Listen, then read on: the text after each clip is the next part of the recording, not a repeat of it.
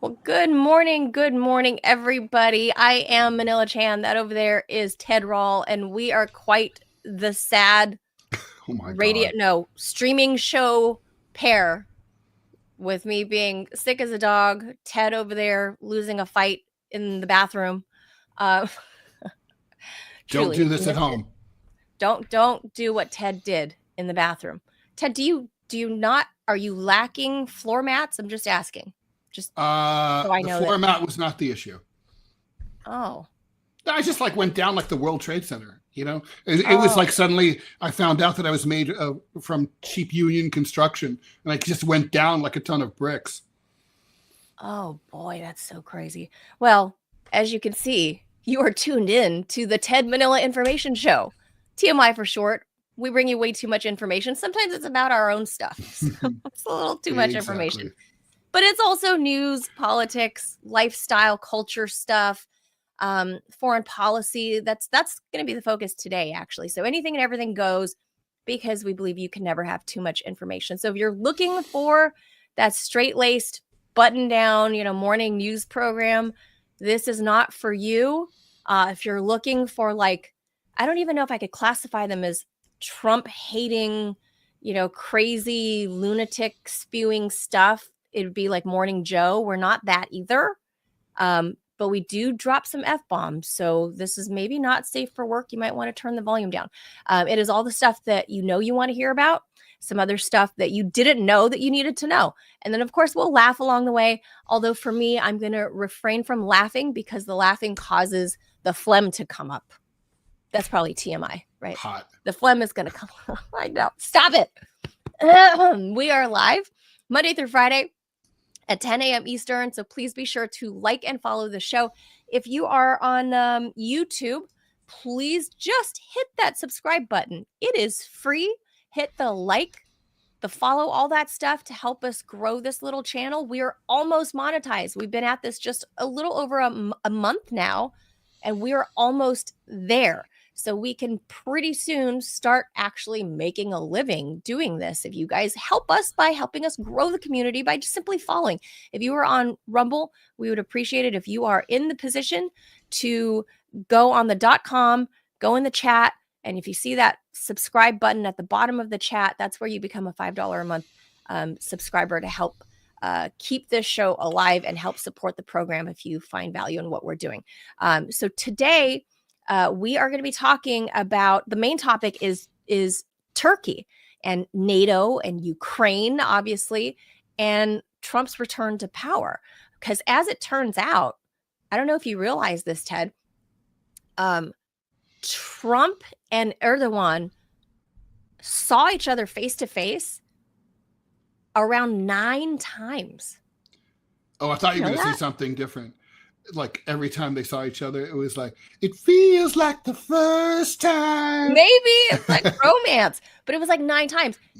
And with Biden, no face-to-face meetings at all, no bilateral meetings. It was minister level. So it was kind of icy, which is interesting.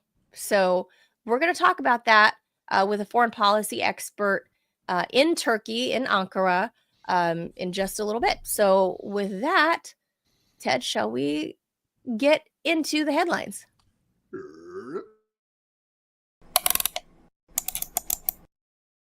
Good morning, TMIers. A judge yesterday has dismissed the charges against Trump related to the January 6th riots after special counsel Jack Smith threw in the towel, with the president-elect bashing the case as solely political hijacking. Presiding U.S. District Judge Tanya Chutkan of Washington, D.C., granted Smith's motion filed earlier in the day, seeking to dismiss the charges based on Trump's victory in the presidential election and the precedent against indicting a sitting U.S. president. We could get all into that. I think it's an interesting topic. Smith's team also separately moved Monday to end its appeal of a Florida judge's decision nixing Smith's classified documents case against Trump. That's the one with all the boxes in the bathroom and on the stage in the concert hall at Mar-a-Lago. But everybody puts their files in the bathroom, Ted. No, that's true. I want to make that clear. Yeah, well, Pretty normal. Clovis keeps his in the litter box, so that's in the bathroom. Once considered one of the strongest in a slew of legal indictments against the Republican. These cases, like all of the other cases I have been forced to go through, are empty and lawless and never should have been brought, Trump vented on Truth Social. Over $100 million of taxpayer dollars has been wasted in the Democrat Party's fight against their political opponent, comma, me. I love that. That grammatical construction is so awesome. Nothing like that has ever happened in our country before. Chutkan noted in her swift decision that when a prosecutor moves to dismiss an indictment without prejudice, there's a strong presumption in favor of that course.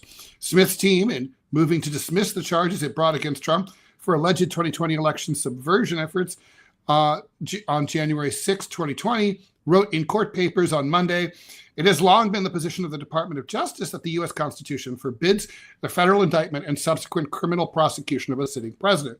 The department's position is that the Constitution requires that this case be dismissed before the defendant is inaugurated, the document said. This outcome is not based on the merits or strength of the case against the defendant. Manila, I have to say, I've never understood this. I've already talked about the lawfare against Trump. I thought it was a bad idea. It obviously hurt the Democrats in the election. So I'm not getting into the merits of that. But, you and I were we were taught that no man or woman is above the law, including the president of the United States. The Department of Justice issued a memo a few decades ago where they said we just should never indict a sitting president. But Manila, there's nothing in the Constitution that says that the president of the United States is immune from prosecution. This is just sort of a policy that the DOJ just came up with, and it's been honored, but it's lawless and baseless. Yeah, I agree with that part, but as applied to Donald Trump, I think this is it's just bullshit. They just didn't like the way he handled it when they asked him for the paperwork back. That was first and foremost. That's true. Because Joe Biden was guilty of the same crime, if it were a crime, except that Joe Biden was politer about it and was like, oh, yeah, let me clean out my glove box of my classic Corvette. Oh, shoot. Hunter's, crack is all over this stuff. Hold on. Let me dust this off and give it back to you, DOJ. So there's a difference there, number one. Number two, this was clearly just a case of lawfare because they knew that he was going to come back fast and furious for 2024 and that they were trying to scuttle any chance that he was going to win. I think the polling that none of us see, that that I don't know if people realize this, Ted, that there are internal polls that are not released by the campaigns. Oh, yeah. Mostly those are there's good. A lot those more polls like that. Yeah, those are stronger polls. Those are much stronger polls and more scientific and more reliable. And the public never sees them, but the campaigns know, and the government knows. The government does their own polling too, so they know who to expect. It's kind of a weather vane, right? Wait. Why would the government do polling of political campaigns? Because they like to know who's coming in. That I've never seen it, but I've heard that there's always government polling by, I don't know if it's by the GAO or something like that. Isn't that like a waste of taxpayer money? I mean, is it any more wasteful than giving DEI dollars for, trans documentary movie makers in Brazil? Like, it's fair point, but it just seems I don't see the legal basis for it. No, okay. No, I think it's because they kind of like to know which way the wind is blowing, and then they probably give it to the campaigns as well. But there's all these. My point is, there's all these polls that the public never ever sees, including the press. No one ever sees them. They're like super secret for some reason. So they always know who is actually gonna win. So they've known for a long time that there was a real possibility that Donald Trump was coming back. Now, that said, the fact that Jack Smith requested this be dropped without prejudice is the part that kind of makes me go, Because if it was with prejudice and the judge ruled it that way and said, okay, case is dismissed with prejudice, then they can't bring this back. That's right. But that's not what without happened. prejudice means it can come back when Trump It can come back. ceases to be president, for example, or really any time. I mean, look, I want to be really clear on this because I know there's people who will hear this and say, Ted's on team lawfare. I'm not. I think this was a terrible idea. And if there was going to be a legal attack against Trump, it should have only been January 6th only. That's it. And there should have, all this other stuff was garbage. That said, I just don't think, I don't know. I mean, it's just sort of like, I'm so literal. There are rules to the system, and this DOJ policy is not in conformity with the rules of the American constitutional system. That's all I'm saying. By the way, the same thing was used to justify not prosecuting Bill Clinton, too. Right. So it's Democrats have benefited from it as well. Biden has benefited from it as well. But I just don't, and I'm not saying necessarily we should be, suing sitting presidents. It just seems to me like, we have this policy. Okay, well, whatever. I have a policy that, Clovis should be on the $5 bill. I don't know. It's like, who cares about this policy? It's not the law. Well, maybe one day they will make a law for it. But as of now, I think the idea behind that is that, it makes the U.S., because we like to go around purporting to be this shining, beacon of democracy on the hill, and we're not a banana republic, and we don't prosecute our presidents, our leaders. Well, you know what? In the 2020s, Ted, that's all out the fucking window. It just is. We've got George Santos over there coming out as a drag queen, second persona, whatever he is, using funds for Botox and porn, and then you've got like people with perhaps kitty sex trafficking that might be in the cabinet. It just all kinds. The 2020s are just crazy. So that's all out the window. This whole veneer of we're not a banana republic, dead. Come on, get out of here. All right, here we go. All right. Vaping has immediate negative impacts on the body's circulation, warned the authors of a new study, even when there's no nicotine in the cigarette. Despite commonly held beliefs that vaping is safer than traditional smoking, researchers have found that vaping had a significant effect on blood vessels and might also decrease how much oxygen the lungs take in. The vascular system is made up of the vessels that carry blood and lymph fluid around the body. E-cigarettes, also known as vapes, contain significantly fewer chemicals and toxins that are found in tobacco smoke. As a result, many people believe they are less harmful than cigarette smoking. Vapes also come in a wide range of different flavors, making them popular among young people. But the new research, which will be presented at a meeting of the Radiological Society of North America in Chicago next week, is the latest to suggest that they do have a negative impact on your health. E-cigarettes have long been marketed as a safer alternative, said study lead author Dr. Marianne Nabu of the University of Arkansas for Medical Sciences at Little Rock. Some people believe that e-cigarettes don't contain any of the harmful products like free radicals found in regular tobacco cigarettes because no combustion is involved. While vaping exposes users to fewer toxic chemicals than cigarettes, Nabu says it's still detrimental to vascular function and overall health.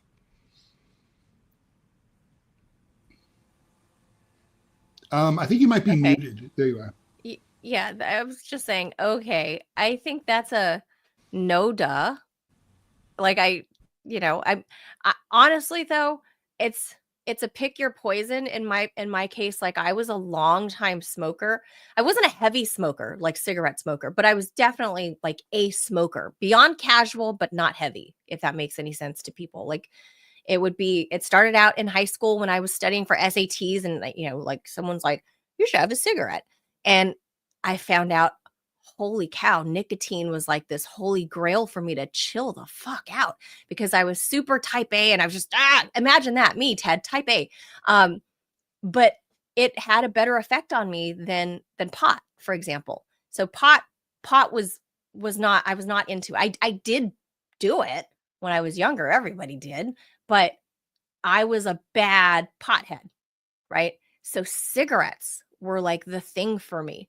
And I would say half a pack into adulthood, half a pack a day. is about what I smoked, which isn't terrible, right? But I had to drop it immediately when I found out I was pregnant. Obviously, what a buzzkill. Um, but Literally. but then, you know, like helping me to get away from that after I was still like really anxious and still wanted, like after I was done nursing and all of that, I turned to vapes for a little while and it worked. I don't even like cigarettes anymore. I don't like the smell. And we're talking over 20 whatever years of smoking at that point. It made me turn on the smell of cigarettes. It made me dislike the smoke. I used to, before, Ted, even when I was pregnant, if I walked by someone smoking a cigarette, I'd go, oh, that's the good stuff. Oh, there's nothing I would want more than a coffee in my hand and a cigarette. I hate that smell so much. I used to love it. And you know what? The vapes helped me. So I imagine if somebody didn't abuse, there are people that abuse anything. It could be anything. It could be soda, right? Like you can get diabetes because somebody drinks Mountain Dew all day. The problem is it's the amount of how much you use it. And for me, you know, I've always been somebody to moderate. Soda and vapes you should not use at all. No, I agree. Soda's bad for you. I agree with that. Vapes are bad for you. Mm-hmm. I agree 100%. They're less bad, I would say, than cigarettes, and they were a great stepping stone to help get away. That's how they were marketed. I do think it's very telling that all of the major vaping companies are owned by big tobacco companies now. No, now, well, not Juul. I don't know. Some of the ones, the earlier ones, but now it's such a huge business, Ted. There's so many. The problem is big tobacco is trying to bully those little vape companies out of business because they are a threat to their market, obviously. So they can't do a buyout on them. Big tobacco, you know, besides owning our food industry, wants to buy out all of those little vape companies as well, these little startups, because there are no laws, hardly any laws around the vaping industry yet, because it's still relatively new. It's like 10 years old, you know? That's true.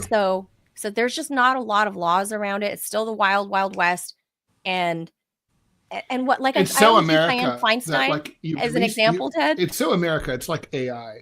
You release something and then you figure out how to regulate it after you release it. Yes. But that's because I always use Dianne Feinstein, you know, the late California senator that's been there forever, died in her seat. Even though she was a dinosaur, you have dinosaurs like her sitting on like the technology committee, right? To like deal with Section 230 and like how to regulate Facebook. Dianne Feinstein was a major TikTok influencer. Oh wait, no, not really. It's because I'm a dinosaur too, and I don't use TikTok, you know. So like maybe she was, I don't know. But that's the funny thing is like you had people when she was grilling Mark Zuckerberg, you know, the couple of times that he was on the Hill for giving testimony. She asked like these most basic, like softball questions to Zuckerberg because she just didn't even understand Facebook. So you have lawmakers like that trying to regulate new stuff like this, like vapes. Like it's not going to work. Vaping's not really that high tech. I mean, no, but there's a lot of chemicals involved, and when it's the difference between frying a steak and like steaming broccoli. That's really the difference. You know, you're using hot steam to cook up the tobacco or whatever. Nicotine. It's just nicotine. Liquid nicotine. Mm-hmm. Yeah. And there are nicotine-free ones. Yeah. There are. There's just like flavored ones or whatever. I was in it at the time for the nicotine. Well, of course, because it's a highly addictive substance. The nicotine was always my drug of choice since. Well, you and a billion other humans around the planet. All right, let's move on here. We talked about this yesterday. We're following up. Ryan Kobayashi, father of a Hawaiian woman who's missing in LA, died over the weekend by suicide. That, according to the county coroner's office. Kobayashi's body was found early Sunday morning near LAX. The 58-year-old had flown to LA earlier this month to help in the search for his missing daughter, 30-year-old Hana Kobayashi. The LAPD told ABC News that Ryan Kobayashi's body was found Sunday at about 4 o'clock in the morning at 6151 West Century Boulevard. That's a business near LAX. On Monday, the LA County Medical Examiner issued its finding listing the manner of death as suicide and the cause as multiple blunt force traumatic injuries, indicating that he was found in a parking lot. A GoFundMe has been established to help Kobayashi's fiancée. A note on the page from his niece reads in part, he's been living his absolute worst nightmare since Hannah's disappearance. And now with his passing, our family is grappling with unimaginable grief. Ryan's love for his family was boundless, and he would do anything to protect and care for his daughters. Okay, I'm going to be mean, except not kill yourself, which you probably would be in a better position to protect your daughters. But obviously he was really depressed. I'm going to, you have to read between the lines here on these suicide stories because they sort of journalistic standard practice is to not want to encourage copycats and all that. But I'm guessing he jumped off a parking deck and and bounced around, and that's how he died. I don't know if he bounced around so much as went splat, but I don't, to me, it just sounds really weird. Like I feel, it sounds too fishy to me. It sounds like there's foul play here. I don't have any evidence for it other than... that address is a Homewood Suites.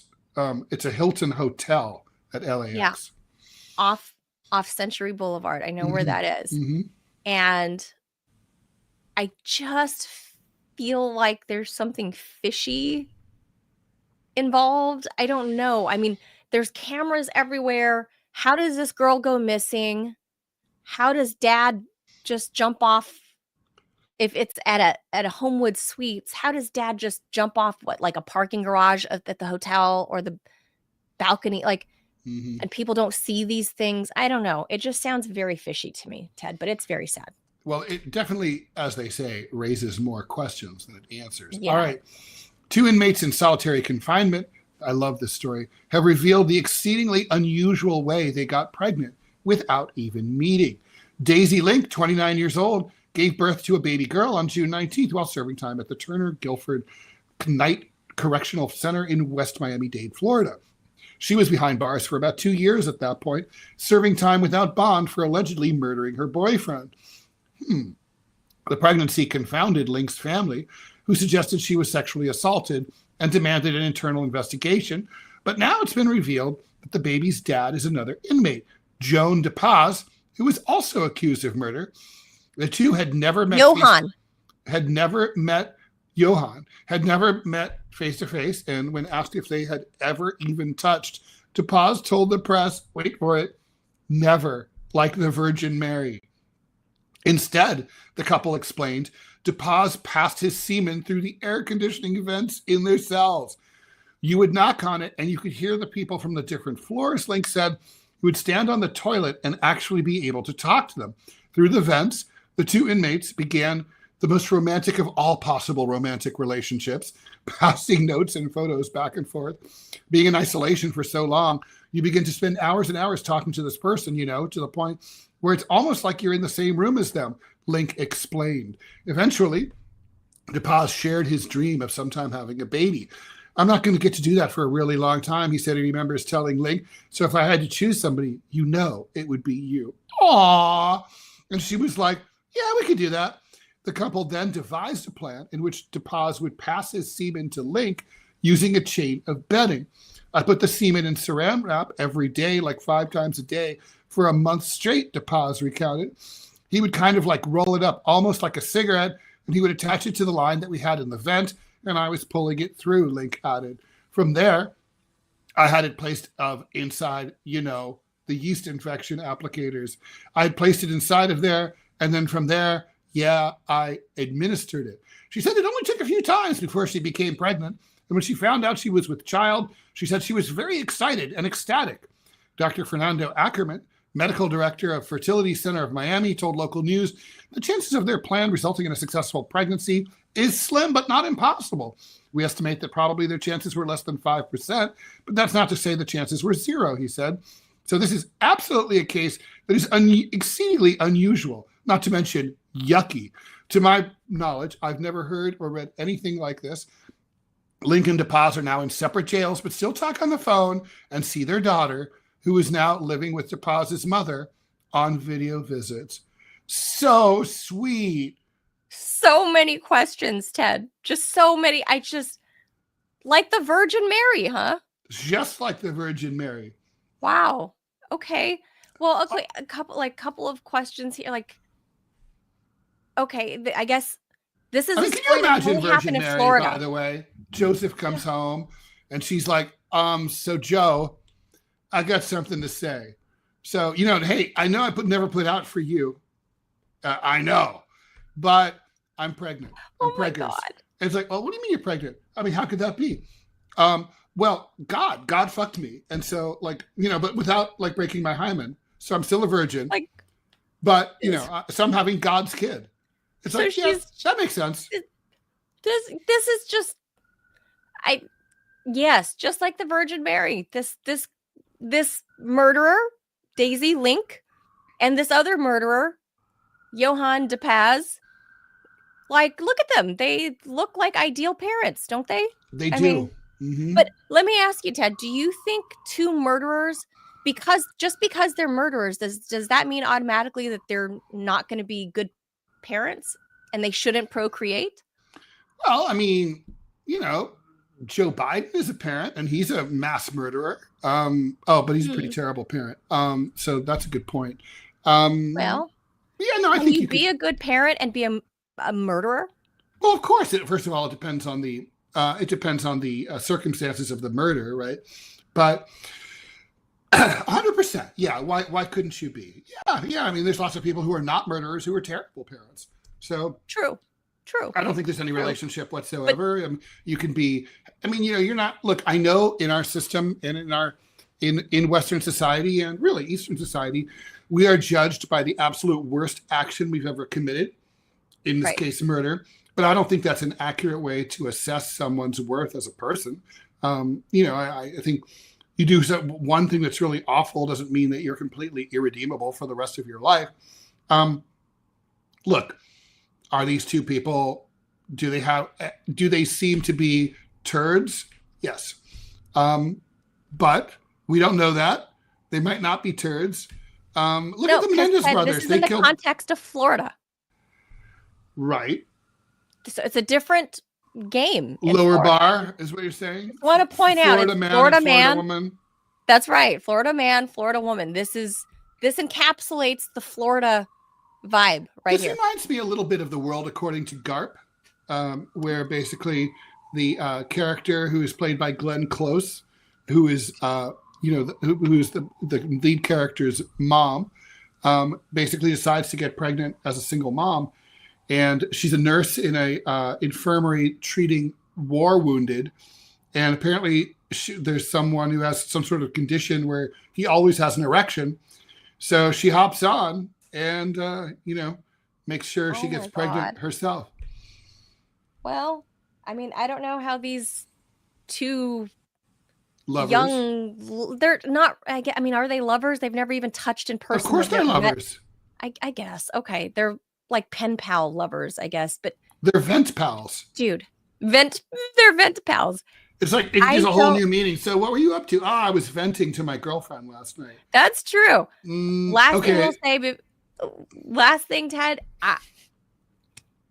I don't know if their methods have been tried and tested scientifically elsewhere, but if it somehow worked for them, this can really stand to upend the entire surrogacy and all the could be a new model. Pregnancy, totally new model. Meet you at the air duct.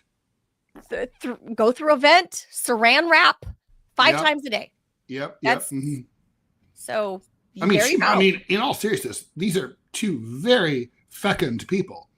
I mean, they're very, very, very fertile. apparently, I mean, I've heard of people becoming impregnated, from turkey basters and Oh yeah, through used condoms, but this is innovative. That's all I'll say. innovative is the right word. And one more story before we get to our guest. Gen Z's all about getting the job done.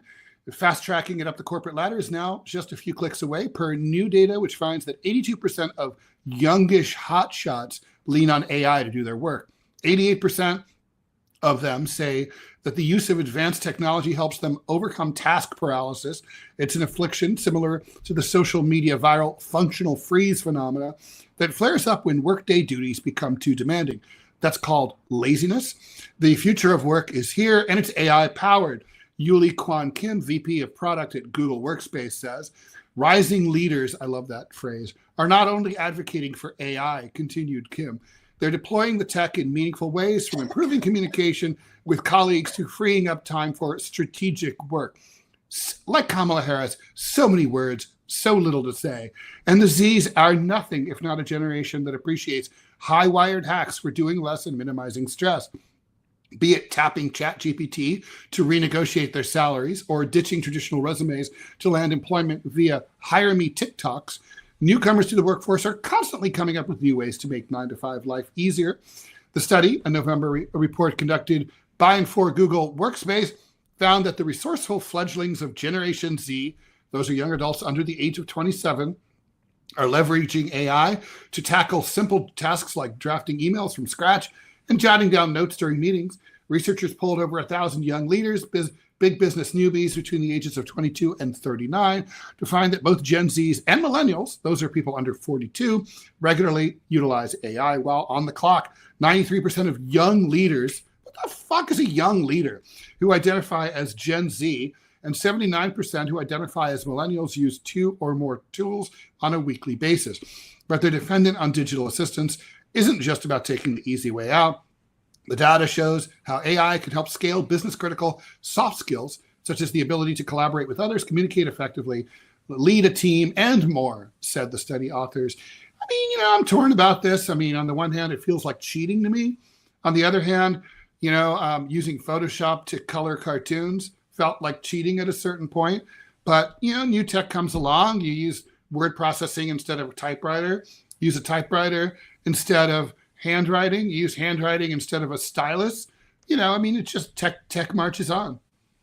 Yes, and I'll keep this short and sweet too, because I'm somewhat of a tech phobe. I want to get to our guest because we have a lot of questions for him. But I'm a little bit of a tech phobe, and I like living in my quasi 1980s analog life as much as I can.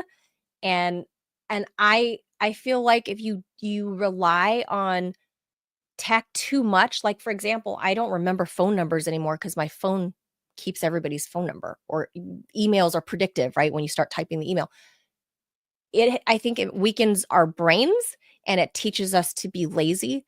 And I think that's a problem for the upcoming generation, where they're I don't know what, it's not short-term memory. I forget what it's called, but there's a certain type of memory category it is that their brain, that section of their brain no longer serves a purpose because they don't utilize it, because they, and now you're going to rely on ChatGPT to do everything for you, including negotiating job contracts. That is a life skill.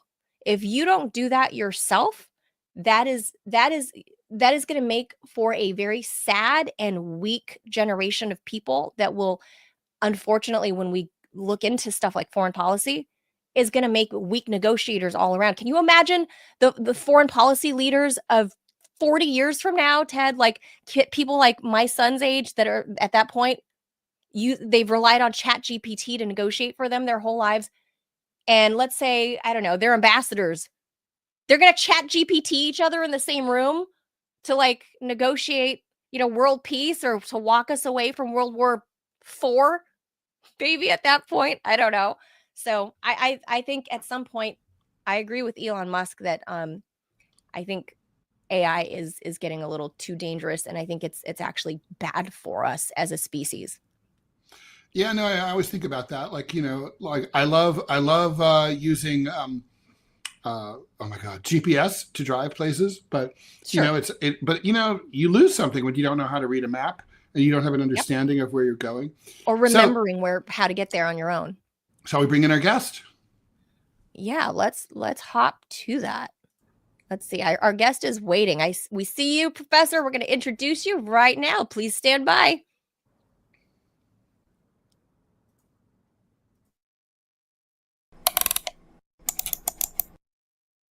By dint of geography, history, culture, and human evolution, Turkey is one of the most influential nations in the world, and certainly that's the case throughout Asia. The trade and cultural gateway between Europe and Asia, Turkey has recently taken a light authoritarian and nationalist turn under the presidency of Recep Erdogan, who's been serving as president over the last decade. As Donald Trump prepares to return to the American presidency, there's been speculation that Erdogan's natural stylistic affinity to Trump might draw him closer to the United States as Turkey, like all countries between great powers, balances the US and its European allies against Russia, and perhaps even plays them against each other. On the other hand, Russia has gained the upper hand in Ukraine, and Trump seems to want to end the Russo-Ukrainian war. Then there's the country's complicated relationship with Europe. It's been a member of NATO since 1995, but its application to join the EU has stalled since Erdogan became president. Dr. Hasan Ünal, professor at Bishkent University in Ankara, has published extensively on Turkish foreign policy related matters. He's a history graduate of Istanbul University. He did his MA at the Department of History at Hacettepe University in Ankara before he set off to do his PhD at Manchester University in the UK between 86 and 93 on political and diplomatic history. And he's published extensively on Turkish foreign policy matters. He's a frequent current affairs commentator on Turkey and the wider region, and often writes op-eds for the international media, including the Financial Times, Die Zeit, and the Spectator, and others. Thank you very much, Professor, for joining us. That's my pleasure. Hello, Professor. Good to see you. So much to talk about in this wild election year. We just saw recently Recep Erdogan winning his election as well. So he retains power there. And obviously with Donald Trump's return to power, I would like to first open by asking you about that. What are your broad thoughts on the relations between Trump and Erdogan versus Erdogan with Biden? Because as we've seen, Erdogan had a lot of face-to-face meetings with Trump. And under Biden, it has only been at the ministerial level. Why do you think that is? There were no bilateral meetings like he had with Trump. Well, down here, basically, Biden is seen someone who is extremely Turkophobe at any rate. Throughout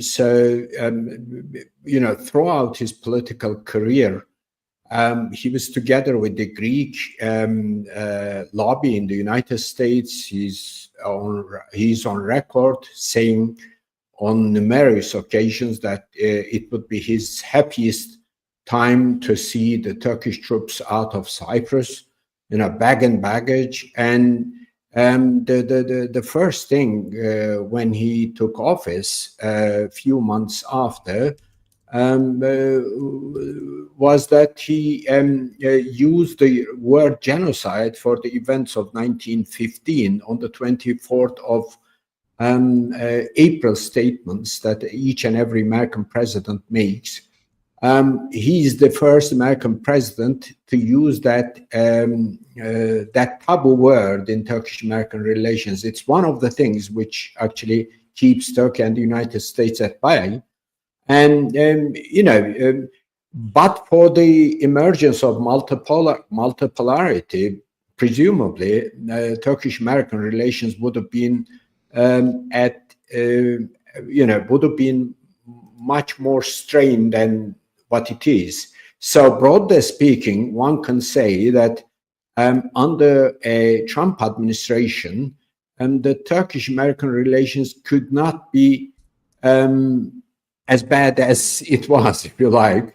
But, there isn't much how much basically you would come up with expectations about this and the other, but there are certain issues that keep the two countries at bay. Yeah, Ted, should I go on? Go ahead. Okay. And Professor, so we have recently heard President Erdogan making comments that I think are perplexing to the West, especially the NATO allies, given that Joe Biden, and I don't know how you read this, Joe Biden permitting Ukraine to use American ATACMS to strike inside Russia, and President Erdogan made comments that the West has not yet, or even NATO allies have not yet known how to respond, where the comments seem that he expresses sympathy. I would say that's my best characterization of President Erdogan's comments, is he expressed sympathy over the Russians changing their nuclear doctrine and doing what they have to do to protect themselves. And a lot of NATO watchers are saying, oh, well, the Turkish are turning on their NATO allies, blah, blah, blah. Do you think that's an accurate assessment, or do you think President Erdogan is being fair in assessing the situation, that President Putin is doing what he needs to do to put Russia first? Well, I think it would be better to place it into some sort of a perspective, to understand Turkish policy regarding Ukraine war in particular. Basically, Turkey wasn't terribly enthusiastic about NATO expansion to Eastern European countries from day one. And as things basically progressed, and the Russians began to show their teeth, from 2007, Turkey was more concerned about what might happen between NATO and Russia. And the Turkish position gradually developed in such a way as it is today. That is, this is not our war. So there is no NATO involvement no official NATO involvement in Ukraine, because there is no NATO policy adopted by NATO Council. Countries like Turkey would have actually vetoed if anything as such was brought to the NATO Council and to NATO platforms for discussion.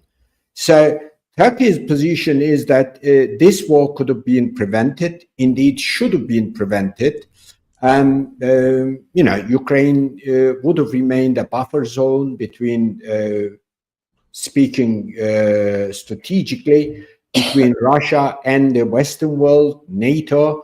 And Ukraine's constitution, there could have been an article to be inserted into Ukraine's constitution, making it imperative for Ukraine to remain neutral. And that would have basically resolved all the problems between NATO and Russia. And as the war broke out, from day one onwards, Turkish position has been that Turkey would not get involved into the war in any actual way. And it is the only country which has kept its lines of communications with Kiev, but at the same time continued with Moscow, and Turkish-Russian economic relations, trade relations, and also political consultation over regional matters have been working well. So the two countries are making money. The two countries are also consulting each other over important matters region-wide. And so basically the overall Turkish policy is that, okay, I'm a NATO member, but this doesn't mean that I would have to join in every policy line that the Western countries take up with regard to either Russia or in the next phase against China or somebody else, because we didn't basically join NATO to do all these things. Okay, so NATO is supposedly a defensive alliance. And what actually gives Turkey courage to do all this is that we contribute to NATO more than we consume from NATO in terms of intelligence, in terms of security, in terms of whatever. You are talking about the second biggest army within NATO after the United States. So we don't need NATO umbrella so much. And the Turks and the Russians seem to get along, quite well, no problem. So why should we basically join in anti-Russian sanctions? Why should we close off our airspace to Russian civil aviation as the other countries have done? So if you, when we basically place what President Erdogan said lately about the Russian position on the change of the nuclear doctrine, then you would understand it much better. I mean, I call it juggling in a sense. Turkey is a juggler, if you like, okay? It is playing with lots of balls at the same time. I was at the Valdai Discussion Club's annual forum a few weeks back in Sochi, and there were also some participants. One really struck me, the Vietnamese academic or a research person in a think tank, and he was describing his country in a similar way. I approached him and said, this is what Turkey is about, and I call it juggling, and he liked the argument. So there is going to be quite a number of countries doing, exactly that. Professor, Turkey's kind of unique as a state that is sort of between, it's at a crossroads, right?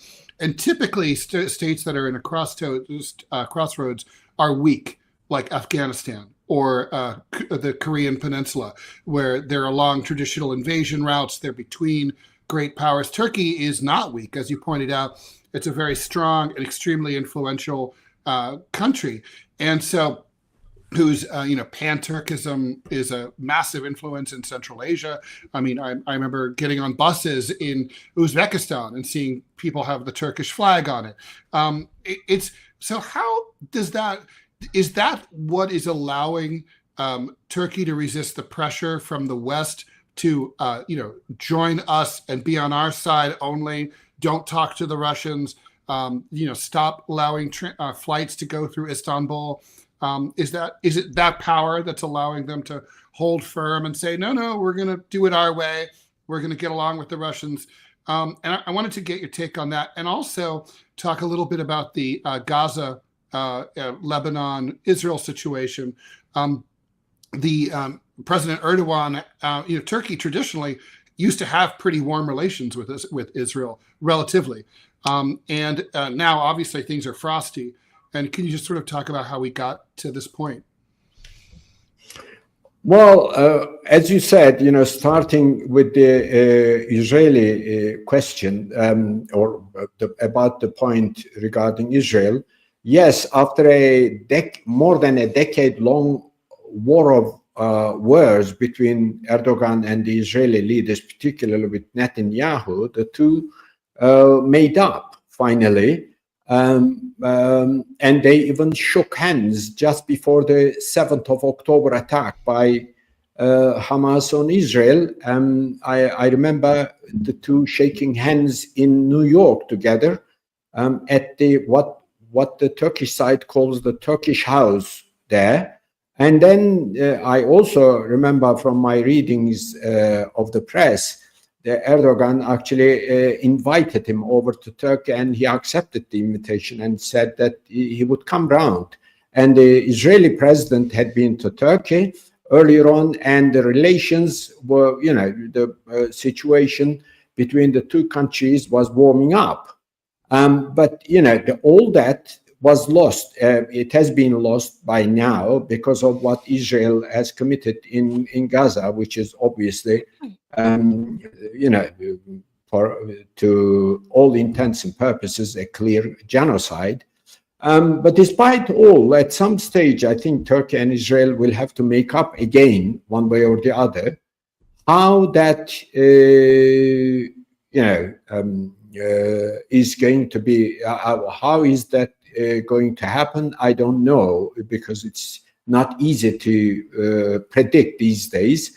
There's one dimension which is about the indictment by the International Criminal Court of Netanyahu and Gallant, and the other dimension is about Israeli Hezbollah fight, in which Israel seems to be losing out quite, how shall I say, extensively, because although Israel has committed a genocide and has done whatever it wanted to the civilian population in Gaza, when it comes to what it can do to Hezbollah, it hasn't been that successful, though it has been, bombing the civilian places and all that, but Hezbollah is also responding quite successfully.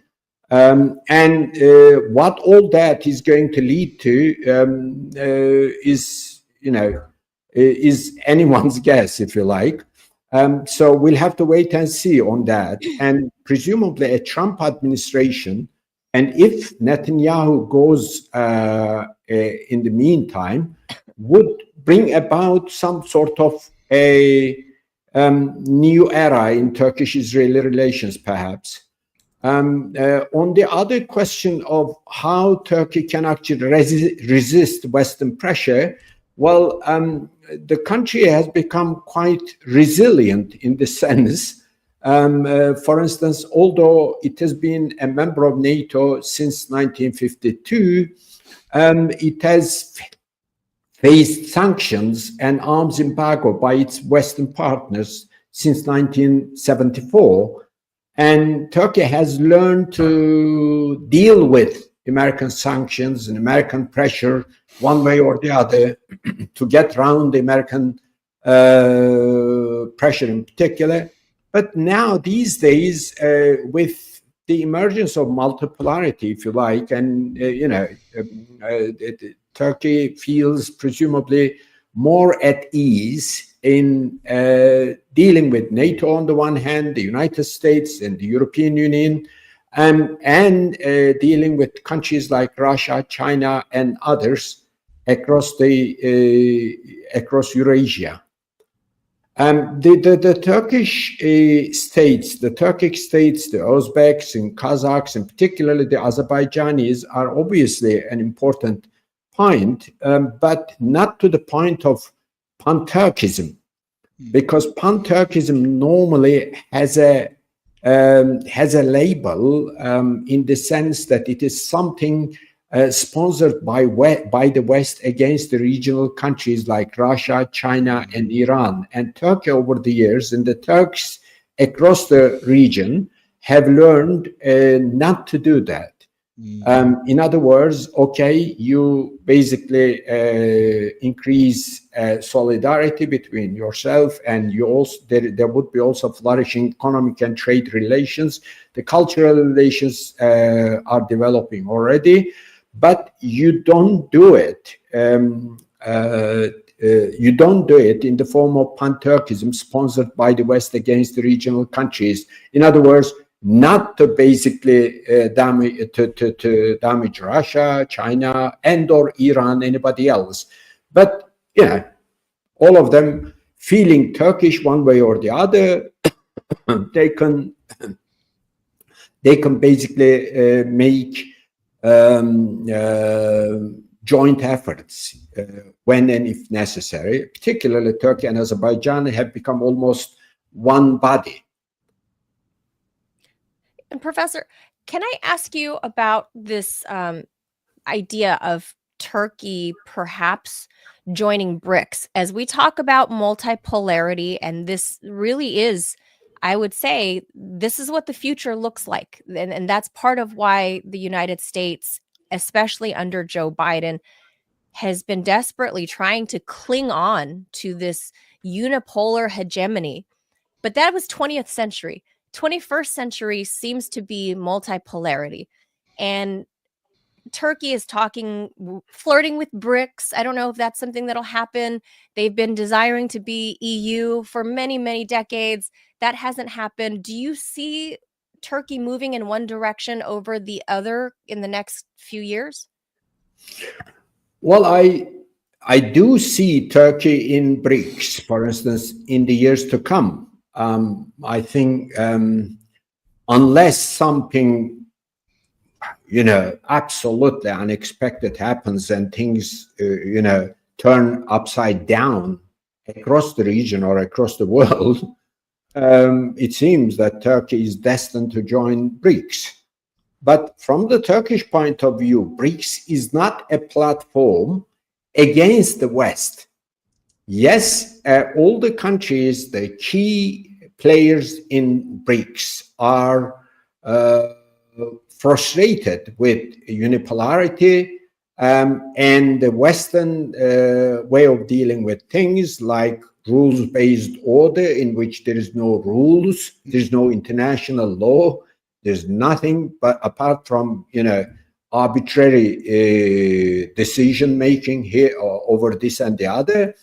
And basically, all the countries are getting together to counterbalance the Western influence, particularly the United States. There's no question about that. But at the same time, it's a platform in which countries do, they increase their trade. They also increase their consultation with each other over regional matters. And also, BRICS has set up a development bank out of which all the members can actually benefit one way or the other.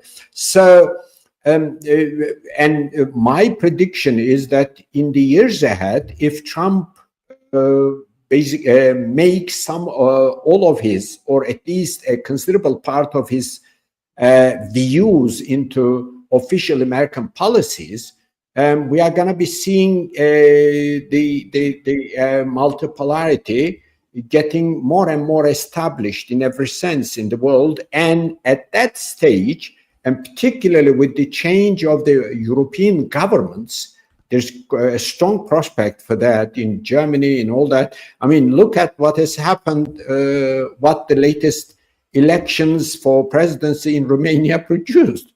And, someone who did not present any party basically came out first, and he's absolutely against Western dominance in the way it is. So with the change of some of the key or some of the governments in some of the key countries of Europe, I would even see those countries, particularly countries like Italy, even France and others, also going over and knocking on the doors of BRICS and saying, can we also come in? And, because there is enormous, how shall I say, resources in the hands of the BRICS countries, and to self-isolation by European countries wouldn't do in their interest, wouldn't do anything in their interest. And in that sense, I would see that even happening. But if the Western world remains united in their opposition to BRICS and what have you, it would turn into a platform that would certainly try to counterbalance Western influence. And the other thing is, the multipolarity has always been a main feature of world history. I mean, look at the last 500 years of world history. It's always been multipolar.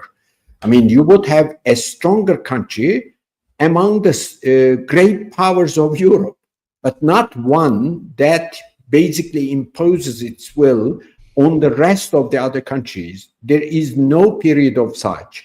And the only period which was exceptional was the bipolar world order. And that was because it came after the Second World War, after incredible loss of human lives and material losses and all that. Plus, there was also an ideological dimension to that. There has never been unipolarity. Even during the bipolar world order, you have at least two superpowers, and then other countries rallying around the superpowers, but also with the inclusion of communist China from 1950s onwards, and the Sino-Russian dispute and all that, and the non-allied movement and all that, it was again one way or the other, multipolar. So the United States and the collective West thought that they could actually impose a unipolar world order that is now cracking up. Yeah. So it sounds like more throughout world history, there has been a baseline case to say that it has always been multipolar, except for this second half of the 20th century. So Exactly. Yes. Thank you so much, Professor. You always bring so much information and shed so much light. I always enjoy speaking with you. Dr. Hassan Ünal is a professor at Bishkent University in Ankara. He has published extensively on Turkish foreign policy related matters, and he has a long history of academia, and now we find out you were also at Valdi. So it's a lot of big brains at Valdi. So thank you so much for being with us, Professor. Good to see you. Very nice to see you. Thank you for all that. Thank you, Professor. Thank you. Happy holidays. Same to you. Bye-bye, Professor. Bye-bye. So you like that, right, Ted? Whenever we talk to brainy people like that. No, it's so fun and so interesting. Yeah, no, for sure. Yeah. I hope other people like it too. I hope, yeah, I enjoy that because there's just this wealth of knowledge in these people, and if you're watching mainstream media, you never hear people like this, like actual, like the eggheads, right? Like that you would otherwise tease, like, oh, nerd, so yeah, like why is that guy not in the Situation Room, or guys like him? When there's a foreign policy crisis, they just aren't. No, you get these morons that, I mean, that if you're looking at commentators on Fox or on MSNBC or whatever, you don't get guys like that. You get like faker morons, like, oh my God, what's his face that like faked that he was like an intelligence, oh my gosh, John Kiriakou had a great story about him. But anyway, you get like fakers and frauds on MSNBC that like fake their background or whatever and don't know anything about anything, but they like fake it till they make it, and then they get some MSNBC contract. But you don't get, real people with real bona fides like that, that do this for a living.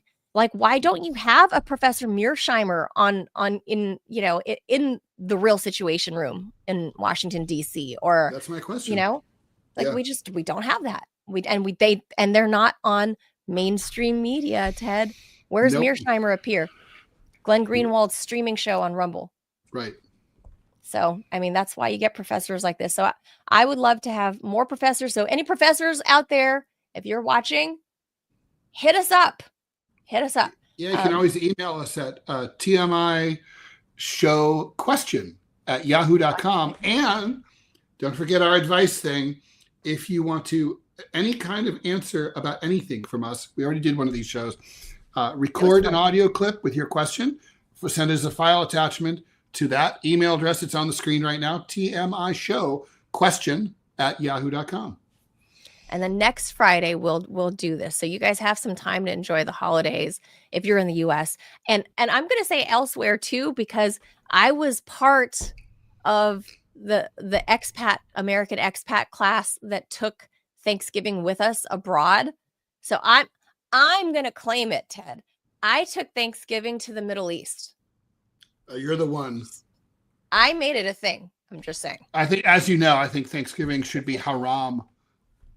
It's haram. No, I was, this is 2008. This is almost 20 years ago, and It's now kind of a thing. People celebrate it now. My friends in Dubai tell me like it is now a thing. They actually celebrate Thanksgiving there. God, that's It's not like a sad. national holiday, That's sad. but people, it's to celebrate. What's and get the world together. coming to? Oh my God, Ted! You're like that episode of Star Trek where someone landing party accidentally left a book about Hitler behind, and then the whole planet turns Nazi afterwards. Oh my God! That was me. I brought Thanksgiving to the Middle East. I'm just saying, to the Gulf countries. I can't say the entire Middle East, to the Gulf countries. All right.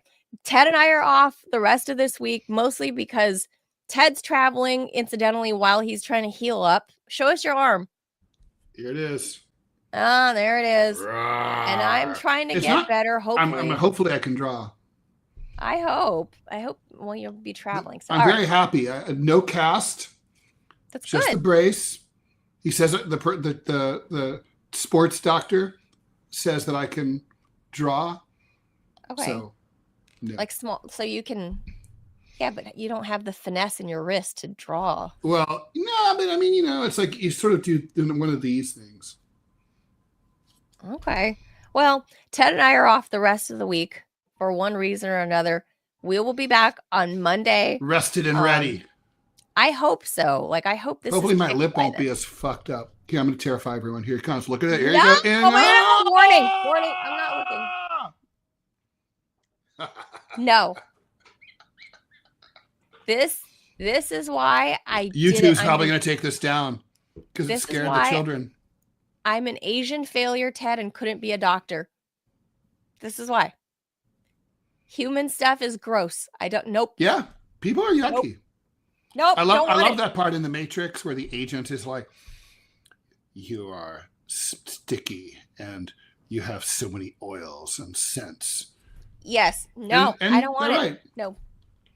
No, not interested. I don't want to see the weird hole, the new orifice you just made in your face. No, thank you. No, thank you. I didn't even show you the tip of my tongue that I bit off. Oh, no, not for me. I can't even do people like ear piercing. Like I can't watch people get ear piercings or like get a I shot. can watch that. No, I had an operation where they let me watch it on. It was on my back. They removed a lipoma, and I got to watch it on closed circuit. It was awesome. So into it.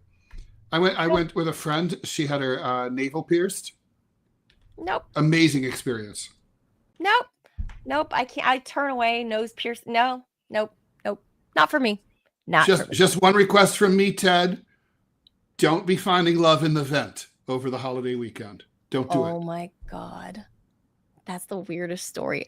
I hated that the professor came in, by the way. Oh my God. On that story, I was like, oh no. Yeah, I'm assuming he's Muslim. I'm like, he might not be devout, I mean, Turkey's a secular country, but I was like, oh man, what if he's a devout Muslim? I was like, oh no. It's just like, he's coming he's in. Probably right like, he's like, America is degenerate. And he's right. Right. He's right. But I mean, it's like, oh no, we're talking about 2 Florida inmates exchanging semen through a vent. Such a beautiful, beautiful system we have. With that, guys, happy Thanksgiving wherever you are in the world. We will see you Monday. Ted, happy travels. We will be airing some classic TMI show. We're already we've been around just long enough to already have classic TMI show stuff. So our awesome producer is going to run those. So if you're missing us until Monday, that stuff will be here. Yeah, we'll have clips and stuff up. So that'll do it for us. So thank you to our producer and our buddy PutinBot Gaming there for patrolling the chat. Go check out that channel as well if you guys are enjoying what you're seeing. Oh, it'll be on YouTube, I'm being told. All the reruns, not on Rumble. Oh, not on Rumble. Okay. Rumble can't handle the tech side of it for some reason. So. Oh, weird. Okay. So with that, if you are on YouTube, make sure you guys just hit the subscribe button there so we can get to our monetization hopes and goals and dreams. And we can make this like an actual thing and make a living from it. If you were on Rumble, we ask that you become a $5 a month subscriber so we can keep doing this show for you. Well, we ask for $50,000 a month, but we know we're not going to get that. So $5 will do. Yeah. $5 a month.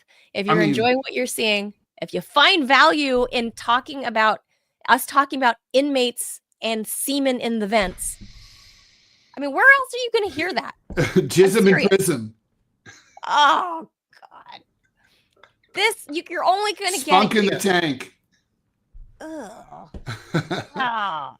5 times a day, Ted. That boy sent the spunk in the saran wrap 5 times a day. That guy is not working at the.